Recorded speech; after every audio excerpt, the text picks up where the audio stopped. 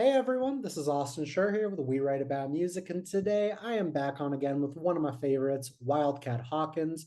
He's got a brand new song out. It is called In Loving Memory of Derek Campbell. It's part of a bigger project, but we're going to be focusing on that one today. I want to thank you again, as always, for taking the time out of your life to be here. How are you? What's going on? I'm doing well, Austin. It's nice to come back and talk about new music because, as you can tell, I think I need to churn out some more stuff. I've got more to say, in other words, so that's been keeping me busy. Well, I mean, you don't need to churn out more stuff. You have one of the biggest discographies I know of, but it just keeps flowing out of you. Well, what I was saying when I finished up Gotham Hellscape was I said, "Oh, let's think about marketing and let's think about connecting with people in sales and stuff." But the problem with that was I didn't have all my Tombstone agenda completed yet. I thought I did, but I didn't. So I had to pick up my baritone acoustic and make some of this emo punk rock that I like. Yeah, man, I am totally digging it. And so obviously this specific song is part of a bigger record called Natural Causes, which we're going to talk about in the future. But truly, I mean, the song itself, and again for everyone, it's called In Loving Memory of Derek Campbell.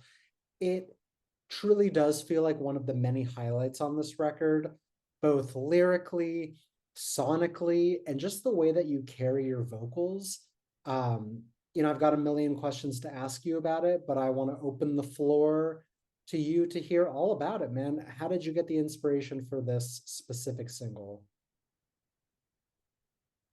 Yeah, so getting to this song and why I wanted to talk about this one in particular, because as you know, I don't want to say I eschew the idea of a traditional album cycle, but it's not really me, I don't think. No, man. So sometimes I don't think that having singles and the so-called promotional cycle is the big important thing. I think that if you found it in some caves in Qumran like Dead Sea Scrolls, it should be good. That's how I view things. So I don't typically get into this aspect of it, but I have to push this one piece out first and focus on a story because the thing is, part of the reason why people didn't know my name because some of the blue collar jocks and blue collar nerds that I hung out with in high school thought I had a real good sound, you see, and they thought it was going places. But I have some issues that I'm wrestling with is all, and I'm kind of getting onto the higher side of it, I'd say. But back then, I was feeling somewhat lost and down when I was a ninth grader. And Hmm. there was an older boy who was actually a senior that lived close to me in my neighborhood, and he was a blue collar jock that played hockey. Okay. His name was Derek, and for some reason, anytime he saw me in the hallway of this big school, he was so happy to see me. He would let me know and pull me over and kind of just he was Okay. positive and he would sort of cheer and like give me a high five and stuff. I hope And the it funny wasn't thing, like facetious or anything. I hope it was like him being real. well, the funny thing about that was that was the funny thing about it was that I did not know that I had TS, so I've always had kind of a different vibe that stands out from the crowd, kind of like Dan Aykroyd. So I've always had a different type of vibe and flavor to me. But what I will say is that just being a good viber is something that stands out from the crowd, I find. I fully agree. Like it comes off as sincere. And I mean, obviously, I didn't know you in the ninth grade, but I feel like you're the type of person that I would have gravitated towards because you have a very laid back demeanor, obviously, the artistic type. And yeah, so I hope whatever was going on with Derek was actually, sincere.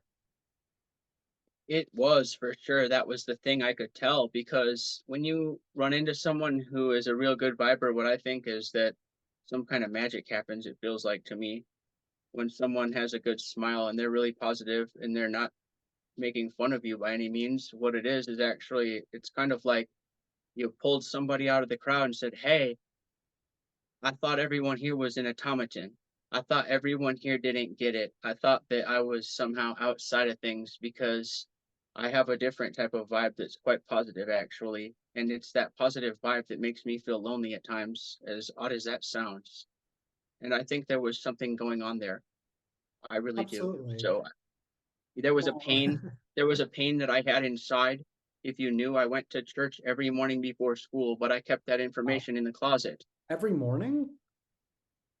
Yeah, I went to church Wow, daily before school, but I kept that information in the closet because I didn't live in Utah, and with the way blue collar kids are in the Midwest, our identity was rather unpopular. So for me to be involved with so much religion would be an instant disqualification from many, many social interactions where I lived at in the Midwest. So that makes the sense. thing about me is that I am a blue collar jock, as funny as that sounds, Right. because I don't like traditional masculinity much is the thing, but and I don't get it, but I think there was some of that with Derek is the thing. Derek was a guy that just he had a soft heart is the thing. He was a straight man that was very kind hearted, and I No, think that he I was completely very, very understand. cool. Now, I have a question, and obviously you've put out so much music. We've talked about nearly all of it, and this specific memory happened so long ago for you. What kind of spurred the memory in order for you to make this song now, as opposed to, a year ago, for example? Last summer, when I was getting my preparation in order to leave Eau Claire, Wisconsin, to come back to Minnesota for the time Mhm. being, before I come out and go Hollywood later, basically what I had going was this. I was out on a walk and a thought came to me. I don't want to get too deep into this, but I do That's okay. sometimes engage in something that's called scrying, and I'm not going to say any more about it. But I was on a walk and I was in a spiritual moment. And in that moment, I had something come to my mind that said, I would like to create a song with the title In Loving Memory of Derek Campbell. Wouldn't that be something? That would be a song for this project I want to create called Natural Causes. Sure.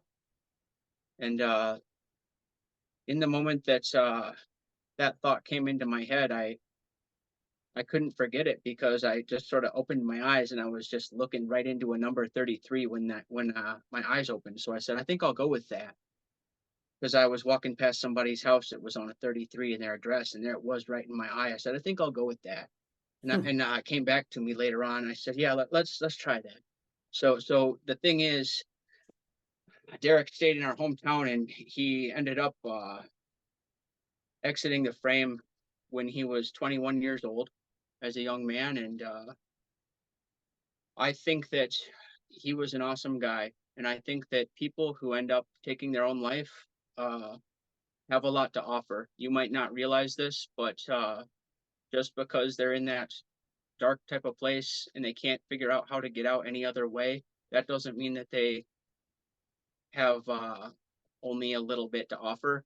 Because if you knew Derek Campbell, you would realize that he was a good viber. He had a lot to offer, and that's what I want to tell the people.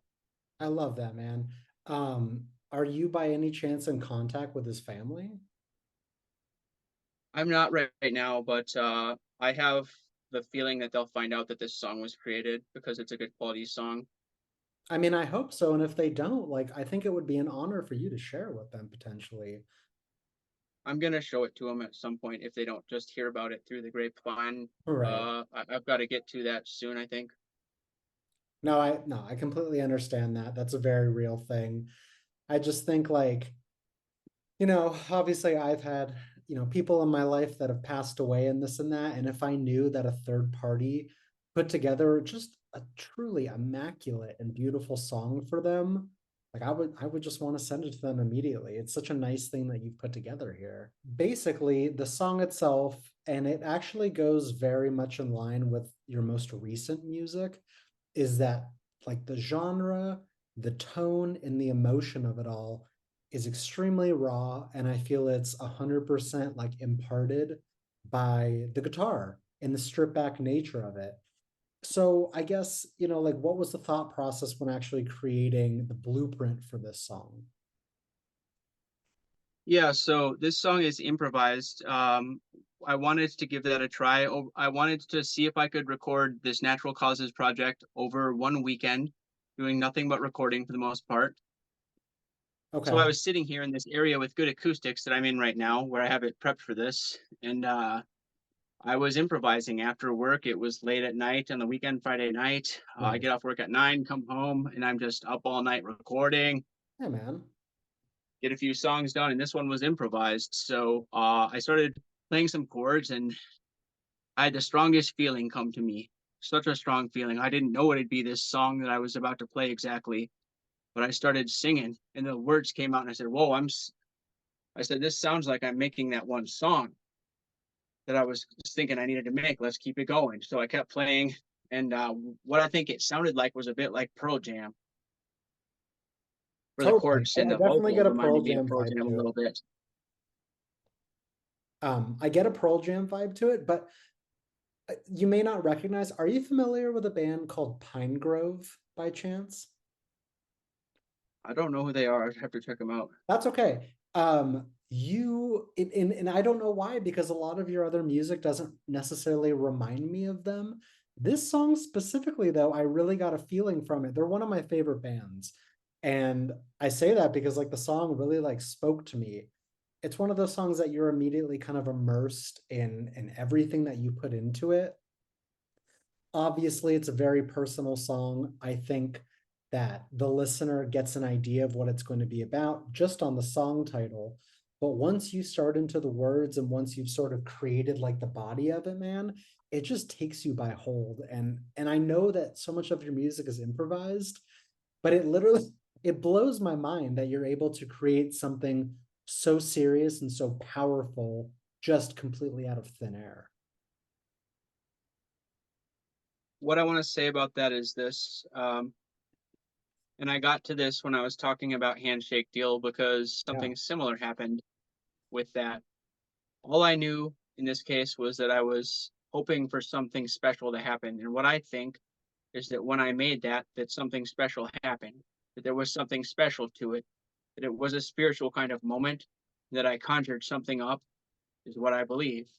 And I think there was something there that was waiting to be created. And I just had to take my approach that I'm taking now, which is Yeah. my favorite approach, which is actually to become the chess piece. That is my favorite approach for art today, is that I will become the chess piece. That's what I believe.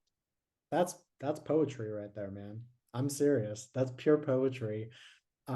In the actual span of the record, and we'll save the record talk for later, but like where was this song in the creation? Like did it happen first? Was it the first song you wrote or was it something that came later?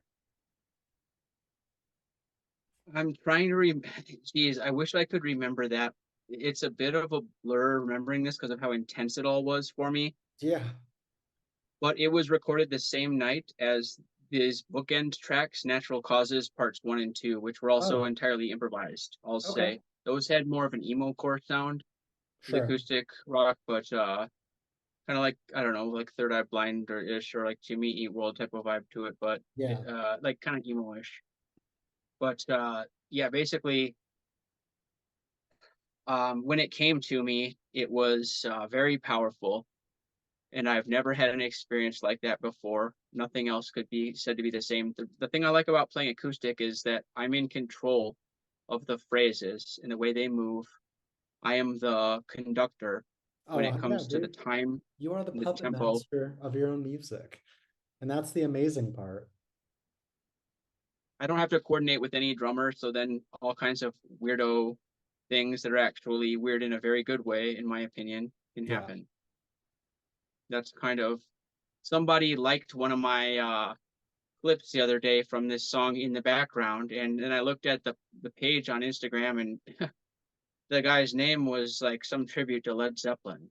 And I said, "Oh, I know why he liked that, because I'm playing with an unorthodox groove." Well, yeah, I mean, it's definitely unorthodox, but I feel like at the same time it is structured. You know what I mean? It's not completely out of nowhere. I mean, do you find yourself playing with time signatures by chance?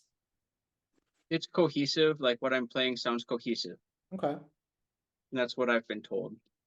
Um, sometimes I mean, a lot of it's basically like 4/4. One of these songs on here, Central Avenue, actually has a 6/8 type of Oh, time to it. So that differs from the other feel that's present on the album. But I don't even think about that too much. I started playing a different way when I was about 18 years old. I started stretching the sounds I made on an acoustic guitar because all I had was an acoustic to play with. sure. I wasn't multi-tracking at the time and I didn't have any bandmates, so I started to try to follow my intuition and make different noises with the strings. Yeah, man. I mean, that's where I the don't want to improv comes into play. I don't want to say that I'm playing the alchemical way. It's not like trademark alchemical. This isn't Madison Avenue nonsense. This isn't any sellout garbage. This is all this is what I'm telling you is that it is a spiritual thing to me. I don't tell myself what to play. You could listen to things Keith Jarrett has said before and you get an idea of it, but it's a spiritual type of thing when I'm playing, I would say. And I want to stress something to people, that's this. The people that have been saying that what I did was along the lines of what Jimmy Page was alleged to have done, to play with a certain type of sound. What I want to say, number one, is you don't know for sure that Jimmy entered into the type of deal that people have been saying he might have, Right. is what I want to say about that. You don't know that for sure, number one. Number two, if I did, I would tell you that. So I didn't, number one. If I entered into a different type of deal, it would be a different type of variant. That wouldn't be the one. So that's all I'm going to say about it. But yeah, there's something to how I play. That's the thing. And I don't think it's special. I don't think I'm cool even. But I think God is cool. So that's how I am. There you go.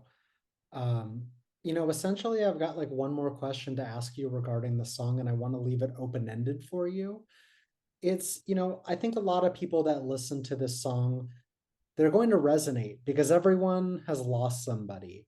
And there's so much music out there, obviously, that are love songs or breakup songs. And there's certainly a genre of music that is about losing people. Do you think that there's anything, important about this song as far as a message goes that you would want people to know before they listen? What I want them to know is this. I'm tired of I'm tired of tough guy nonsense. I'm just tired of it. Derek Campbell was a tough, hard-nosed, blue-collar jock who was a hockey player, just like how I was a standout football player that could have most likely been in the NFL if I wasn't busy being emo. That's what's been said about me. But what you Sure. need to realize is that just because we're straight men doesn't mean that we don't sometimes get the blues. It's not just for women to have some depression, and I want people to get that into their skulls real quick. I wish they would. Absolutely. That's That's a all I great want. That's all I can reframe. say about it, really. And again, I'm going to say it a million times and I'm going to say it a million times more. It's why I gravitate to your music. It's because it's original and it's honest. And you're not hiding anything. There's not a veil or a cover. The music is very much you. And when people listen and they don't know you, you open, kind of the door to who you are as a person. And that's what makes it so amazing, man. Well, I just want people to realize that the people my age and my generation, that the grunge music was very popular in the Midwest. Of course. So if you were a jock or a nerd and you were one of the boys, you liked the rap or the grunge or both. And Yes. when Kurt Cobain died, it was kind of like we thought that there wasn't really probably we thought that basically like depression won kind of is what it seemed like to us. It's true. So we're just trying to see what we can do about this. I know that it's a difficult battle in this life without getting I don't want to even talk, to talk about things too much that are difficult. It's not always good sometimes. So I I have to fully keep this agree. careful. I have to keep it careful, but Yeah. the people that are out there that we miss, and I don't want to even think about the fact that I can't call Chester Bennington. I can't Yeah. talk to people who I want to talk with, who I love, and who I miss. And that's all I can say about it is that I would like to see something change a little bit. And I think that it can in the culture.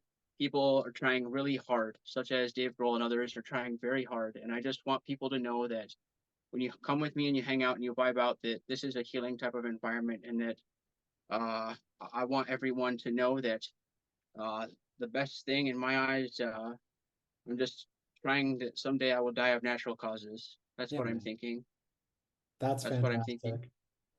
fantastic. Man, as always, I want to thank you for taking the time. Please let me plug this song before we wrap up here.